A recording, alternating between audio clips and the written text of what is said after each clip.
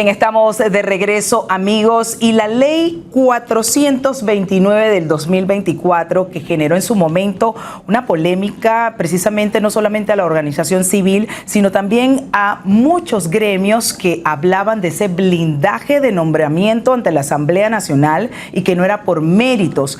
Bien, Transparencia Internacional justamente creo que para el año 2024 presentó una demanda de inconstitucionalidad. Olga de Ovaldía de Transparencia Internacional de Panamá hoy nos acompaña en Hispania precisamente para poner en contexto cómo avanza esta demanda. Olga, qué gusto tenerla aquí, bienvenida. Muchísimo porque gusto, precisamente le dimos seguimiento a este tema y hablamos el viernes justamente y había una buena noticia. En primera instancia, contarle a la gente del por qué Transparencia, como Fundación para el Desarrollo de la Libertad, presentó esta demanda. ¿Qué era lo que realmente en ese momento ustedes decían se viola la Constitución o artículos de la Constitución? Sí, la Fundación presentó una demanda de inconstitucionalidad contra la ley 429 del 18 de abril de 2024 y que creo que es muy importante hablar de la fecha cuando se presenta. Claro. Al 18 de abril al 4 de mayo faltaban 15 días. O 2 semanas y media entre la fecha de la ley y las elecciones generales, donde todas las estadísticas apuntaban que el PRD no iba a repetir. El PRD estaba en ese momento y sigue en uno de los momentos de menor popularidad y de mayor rechazo de la ciudadanía en general a la gestión. Okay. ¿Y qué hacen los poderes dentro de la Asamblea con su aplanadora? Pasan una ley que hace 3 cosas. Es una ley que tiene 2 artículos, además, nada más. Hace 3 cosas. Desarticula, es decir, borra la existencia de un cuerpo dentro de la Asamblea que no lo pusieron en práctica esos 5 años, aclaremos, que es el Consejo de la Carrera Legislativa, que está formada por una serie de funcionarios que son los que deben hacer los concursos y calificar los méritos, los puntajes, el conocimiento, la experiencia de los funcionarios dentro de la carrera legislativa. La carrera legislativa es la planilla, digamos, permanente administrativa de la Asamblea. Claro.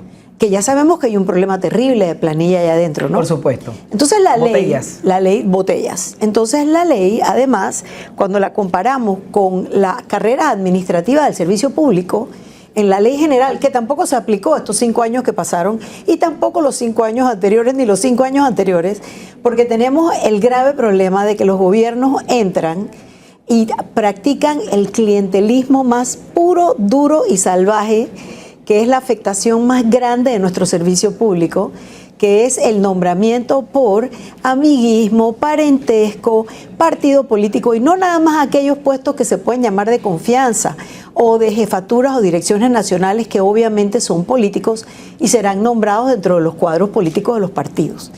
Entonces, ¿qué pasa con eso? Que en la carrera administrativa se requieren 5 años para lo que se llama la permanencia. Claro. ¿Y qué hizo esta ley? Lo bajó de 5 a 2 años. Eliminó además los requisitos de concurso, la meritocracia. Puntaje, la meritocracia queda completamente borrada y esto fue entrando a la nueva administración. Después del 18 de abril del 24, el 4 de mayo del 29, la ciudadanía panameña habló claramente en contra del partido, que además es algo histórico en Panamá, lo que le llamamos el coletazo ese que hemos visto en 6 elecciones seguidas, ¿no? Que tenemos la circunstancia en el país. Pero la realidad es que ellos hacen esto y blindan una serie de nombramientos de personas en puestos permanentes fuera, contrario a lo que dice la carrera administrativa, pero sobre todo contrario a la Constitución. La Constitución, en su artículo 300, 301 y 302, palabras más, palabras menos, lo que dice es que el servicio público requiere mérito, experiencia y requiere, para tener permanencia, requiere haber pasado exámenes, requiere estar basado en un servicio profesional, público y no en este modelo clientelar que hemos visto. Ahora bien, Olga, admitida la demanda, que es un paso importante. Sí, el jueves fue admitida. Explicarle pues a la audiencia precisamente esto, qué significa, qué viene ahora para los que no son abogados sobre todo. Es una buena noticia que nos hayan admitido la demanda. Fue admitida el jueves pasado, y quedó en el despacho de la magistrada Miriam Chen. ¿Por qué es tan importante que la hayan admitido? Te hago un antecedente anterior, que cuando mencionaste 2024 creo que te referías a eso. Sí. La Fundación hizo la demanda de inconstitucionalidad de aquella ley que se mandó a pasar el excontralor Solís, la ley 351 del 22 de diciembre del 22, y este año en enero la Corte falló a favor de nuestra demanda, diciendo que esa ley donde el contralor se dio a sí mismo o se abrogó poderes discrecionales para abrir o cerrar las investigaciones que él quisiera, y rompiendo el principio que le otorga la Constitución a la Contraloría, que es que tiene que actuar bajo el principio de estricta legalidad. El principio de discreción, de sano juicio y otra serie sana crítica, perdón, gracias, es un criterio para el judicial, nunca para el funcionario administrativo, claro, lógicamente. Y en esa ley, que era un espejo de la que pasaron en la Asamblea, también blindaban a los funcionarios de Contraloría nombrados bajo el gobierno de la administración anterior. Bajaba de 5 años a 2 años la permanencia, quitaba los concursos, eliminaba la meritocracia e igualaba los 2 años de servicio como si fuera niveles de mayor experiencia. Entonces, nosotros demandamos ese artículo dentro de la demanda, y la Corte falló a favor de nuestra demanda. La Corte ya declaró inconstitucional ese tipo de mecanismo clientelar en el fallo del 20 de enero del 2025. Así es. Entonces, siguiendo un poco ese modelo y viendo lo que ha pasado en la Asamblea, porque yo sí creía que era necesario mirar cómo se iba a manejar esta nueva Asamblea. Por supuesto. Creo que generó mucha esperanza la Constitución y expectativa de esa nueva Asamblea. Recordar que pasaron de 37, 38 diputados PRD a tener 12. Correcto. A tener que hacer otras alianzas. A que yo creo que tenemos tantos años de no ver una verdadera democracia en ejercicio dentro de la Asamblea, con ejercicio responsable de los grupos en oposición. Que sí, un balance sobre todo de poderes, ¿no? Reconocemos la democracia en práctica cuando la estamos viendo. Claro. Ahora, ¿qué debe pasar admitida esta demanda o las expectativas que tienen ustedes desde la Fundación, no? Mira, tienen que pasar de acuerdo al proceso que determina el Código Procesal que gobierna este proceso de demanda de inconstitucionalidad. Le acaban de dar traslado para su opinión al Procurador de la Nación, que tiene que opinar sobre la demanda de inconstitucionalidad y si el texto de la ley se apega o no se apega a la Constitución, si la contradice o no. Y luego viene un periodo que se llama alegatos de terceros, donde se abre un periodo de 2 semanas para que todos aquellos que quieren presentar argumentos, ya sea a favor o en contra de la constitucionalidad de la ley, la puedan presentar ante la Corte Suprema.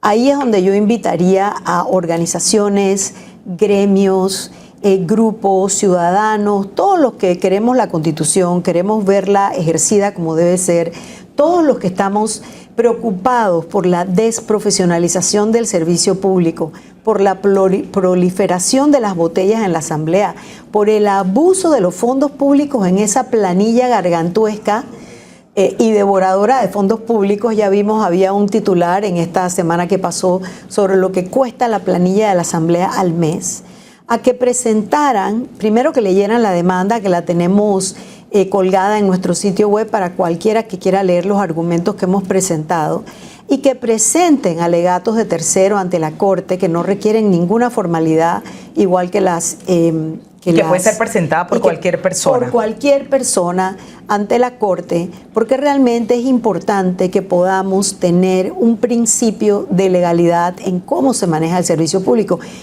Y hay quien puede decirme, bueno, pero esto es una gota en el desierto.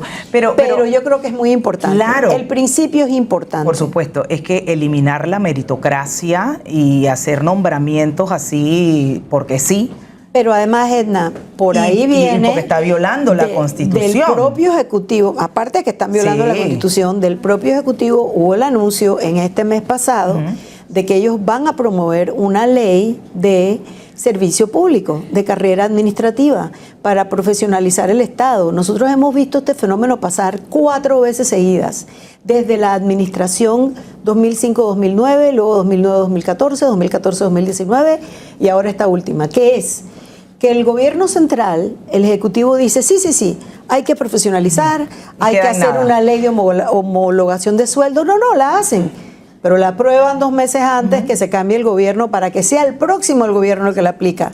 Entra el gobierno de turno y ¿qué hace? Se sirve de ese mecanismo clientelar, que es una de las razones por las cuales tenemos pobre institucionalidad, pobres servicios públicos y capacidad del ejercicio de la función pública. Porque si cada vez que hay cambio de gobierno tienes esa barrería de funcionarios, tienes ese nombramiento de miles de funcionarios nuevos que vienen a aprender en el puesto. Así es. No te digo que son todos los casos. Y esa curva de aprendizaje que a veces tarda muchísimo. Obvio que no son todos los casos. Claro. Pero hay instituciones donde el cambio es dramático. Y afecta. Y afecta, impacta. claro que sí. Olga, hablando precisamente de la Asamblea, entiendo que el 31 de octubre se marca ese cierre importante de la primera legislatura, del primer periodo de sesiones. Y quisiera conocer de parte de ustedes un balance, lo que ha representado para ustedes, lo que significa, cuánto hemos avanzado teniendo figuras nuevas en la Asamblea. ¿Cómo lo analiza? ¿Cuál es el balance que hace, Olga? Mira, yo sí tenía una mayor... vamos a decir, optimismo, a que esta legislatura que abrió del primer semestre del año tuviera otra dinámica, principalmente porque ya habíamos salido de esa fuerza disruptora que era el presidente o el jefe del partido Realizando Metas, que tiene un grupo de diputados que hacen esa bisagra dentro de la Asamblea, porque la Asamblea es un cuerpo eminentemente político y eso hay que entenderlo. Sí. ¿No? Son fuerzas políticas en rejuego. Cuando hace unos minutos yo te decía que se nos ha olvidado cómo se ve la democracia en práctica en el país, cuando tienes un bloque de diputados de los independientes, y creo que ahora mismo es un bloque que está compuesto por 19, porque tienes 2 o 3 que salieron, ¿no? Para el que conformó, los que conformaron el nuevo pequeño bloque con Moca, que creo que se llaman Seguimos Caminando. Seguimos. Seguimos. Yo le inventé. Siguen caminando. Le inventé. Entonces seguimos. Tenemos este otro eje, ¿no? CD, PRD, RM. Tenemos al panameñismo en una bisagra muy curiosa, que siendo tan poquitos diputados, son 7. ¿Cuántos son? Son 7, ¿no? Me parece que son 7. Por favor, me corrigen. Me corrigen a mí me también. Corrigen y no me taguen de fake news, por favor, porque se me ha olvidado cuántos son. Pero es una bisagra tan interesante que mira que quedan con la presidencia de la Asamblea. Claro. Presidente de la Asamblea. O sea, estamos hablando de un puesto de sumo poder. Ajá. El señor Herrera. Pero tenemos que recordar lo que nos pasó. Pasaron 5 semanas, íbamos entrando a la semana 6 de esta legislatura y no se habían conformado las comisiones. De esos 4 meses de trabajo útil de la Asamblea, se perdió un tercio del tiempo en ese rejuego político que no terminaba de cuajar para entender cómo quedaban las comisiones. Acá en producción nos dicen 8. 8 miembros. Gracias. Tengo que hacer la tarea antes de venir a... Y ¿qué ha pasado con eso? ¿Por qué te hago este recuento? Porque creo que es importante mirarlo desde el punto de vista de la efectividad entonces de lograr pasar las leyes que nosotros desde nuestra organización hemos acompañado inclusive antes de las elecciones con un número de diputados que se comprometieron a un compromiso por una asamblea transparente.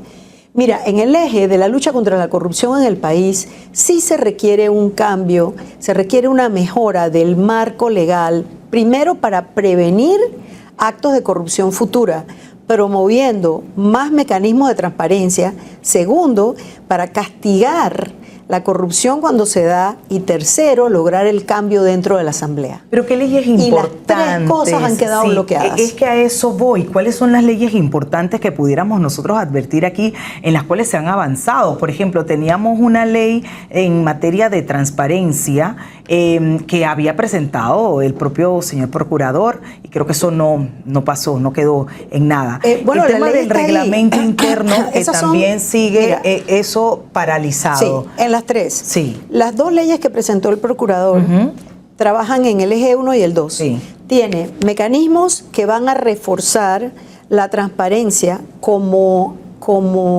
digamos, una forma de prevenir actos de corrupción a través de poder tener mayor vigilancia y rendición de cuentas e instancias de ver cosas como, por ejemplo, evitar los enriquecimientos ilícitos. Correcto. Ahí está la ley de Roberto Zúñiga, que es la que busca la publicidad de las declaraciones patrimoniales y de intereses para que la sociedad en general, los medios y los grupos interesados puedan hacer ese monitoreo, porque obviamente ANTAI ahora mismo no tiene la capacidad de hacerlo. Y sin recursos y sin mucho menos. Y sin presupuesto de inversión, mucho menos. Esa ley logró pasar un primer debate, no ha logrado entrar al segundo debate. Estamos ahora mismo en un cierre de aquí al 31 que requiere la aprobación del presupuesto nacional. Ya eso es o sea, ya, hoy es 27. Así es. Eso es el viernes. Y esto va a tomarse el quehacer legislativo hasta que se logre eso, obviamente. Están además con la ley del procurador, que él presentó dos, está lo que sería poder luchar mejor contra los actos de corrupción que ya se dieron, que son que los tiempos de prescripción de los delitos contra la administración pública no sean tan cortos, que sean más largos, claro, y que las penas sean más fuertes para poder evitar que entonces se lleguen a los tipos de arreglos que hemos visto o acuerdos que en realidad equivalen a impunidad. Así es. Hay otras leyes que no han logrado avanzar, como por ejemplo que ahora mismo esta semana pudiesen tener discusión en la Comisión de Economía y Finanzas, pero no estoy segura que va a pasar. Hoy hay una sesión en que no sé si va a pasar o no, que es lograr que en la ley de contrataciones públicas haya mayor transparencia en cuanto a quiénes son los verdaderos dueños de las empresas que licitan, por un lado, y por el otro, que haya mayores prohibiciones y mayores consecuencias para las empresas que ya fueron parte de cuadros de corrupción. Exacto. Está la ley de protección de denunciantes, que como sabemos fue rechazada en el segundo debate, que también hubiera generado una protección a funcionarios que no quieren ser parte de esquemas de corrupción. Claro. Y que dan cuenta a las autoridades, pero después se temen por las repercusiones que eso pueda tener. Ya lo mencionaste, y yo digo que hay que mencionarlo de nuevo, que es el Reglamento Orgánico Interno de la Asamblea Nacional, el muy famoso RORI. Y que fue lo que todos prometieron hacer en el día 1. La nuez dura de la corrupción interna de la Asamblea está en el RORI. Mucho más por la ausencia de reglas en el RORI que deberían estar allí, que promovieran la transparencia, más bien por lo que no dice que lo que dice, que permite entonces actuaciones absolutamente discrecionales, a la mar clientelares dentro de la Asamblea, y te hago una referencia anterior. Nosotros desde la Fundación hacemos la medición del índice latinoamericano de transparencia legislativa, que lo recordarás porque en tu programa lo hemos discutido. Hemos hecho 3 ediciones, en el 2016, en el 2020 y en el 2023.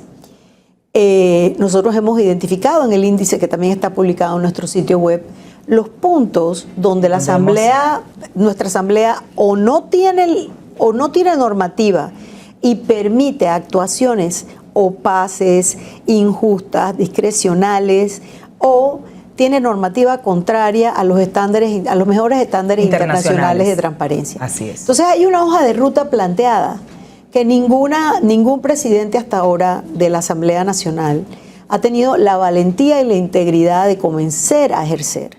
Siempre hay la oportunidad de mejorar. Yo creo que el presidente Herrera tiene la oportunidad de comenzar un camino hacia la transparencia. Si se acaba el 31 de octubre y no lo ha hecho, tiene todo el proceso de receso y al inicio de la próxima legislatura para hacerlo.